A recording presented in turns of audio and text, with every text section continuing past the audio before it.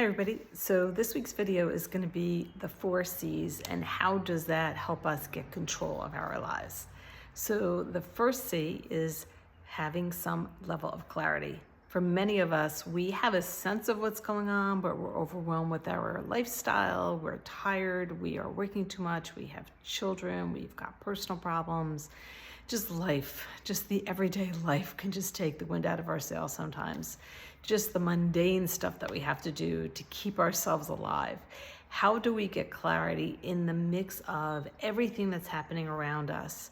And I have some ideas for you in terms of getting that, oh, this is it. So the first one is, and something that I use is to get a pen, get paper, and just write stuff down. And I think for me, lists really make sense because I'm able to see things very clearly.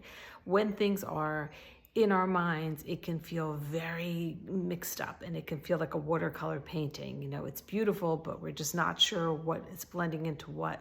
Having things written out in a way that makes sense for us, having a list so we can look at it and say, yes, this is what's going on, this is what needs to be done, gives us a sense of clarity. And we can do that in lots of different ways. We can do it in terms of what's happening now. We could do it in a pros and cons list. We can do it in a list of chronological order of something that's happened in a situation so we get more clarity. We can also, if we don't like the idea of just writing down words and following along and we just want to be more creative, we could do things like draw it out. We can do mind maps where we have a situation that's going on and what's branching out. What are all the things that are branching out from that and how is that affecting everything else? It's a little bit more complicated and I could do a whole video on that, but use your creativity if it helps you. Write a poem if that helps you. Getting some level of clarity in the written word is amazing. The next C is community. I'm a big believer in building our tribe. For some of us, it's family. For some of us, it's friends. For some of us, it's neighbors. It could be a church. It could be any kind of group. It could be finding your people that you can confide in, that you can trust, that can give you some good ideas, that can give you honest feedback, and can know everything about you and love you anyway. And I say that half joking, but not really, because for many of us, we all have our faults, but it's finding the people that are going to see us, they're going to know us, and they're going to love us anyway. We all have flaws, but it's being embraced, it's being included, and it's having a sense of belonging. And I think the community gives us a sense of we're not doing this alone. We're not having to figure this out alone.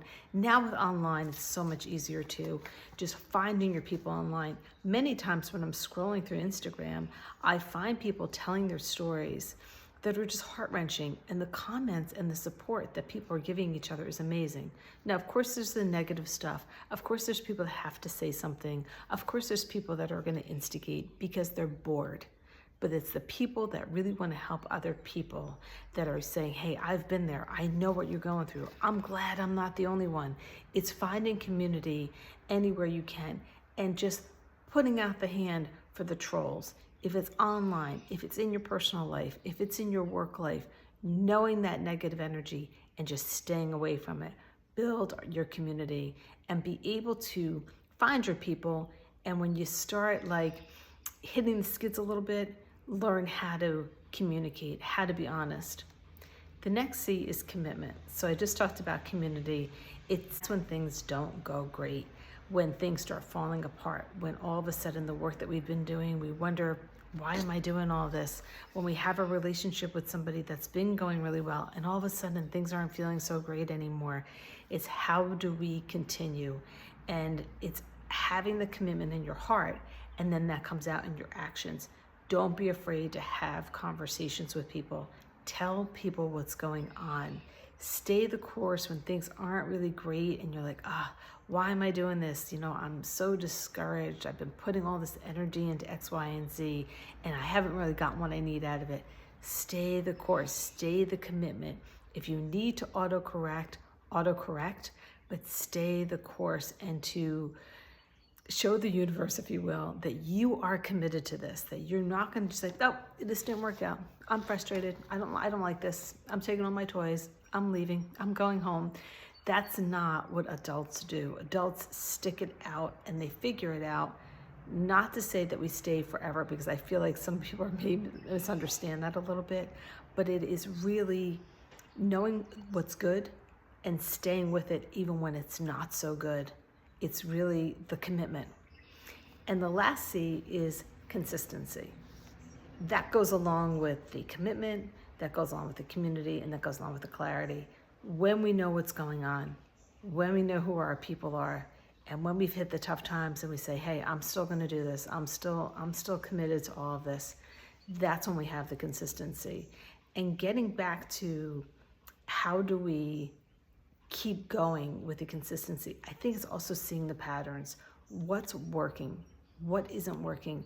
When we track things, when we see how there's a cause and effect to everything, and how we can start connecting the dots, is when we know who are our people, what we should be committed to. We have the clarity, and now we are seeing the patterns so we can continue moving forward, continue getting the clarity more and more as we go along, because obviously things are always changing. It's knowing who our people are over a course of time because we see the consistency. It's being committed because we know what we're being committed to. And that is the foundation of the beginning. It's like planting the seed to see it flourish, the beginning of the manifestation. I hope this helps you in some way. If you like this video, please like, comment, and subscribe. And I look forward to the next one. I hope you like this video. And if you do, please like, comment, and follow. And I look forward to the next one. Bye-bye.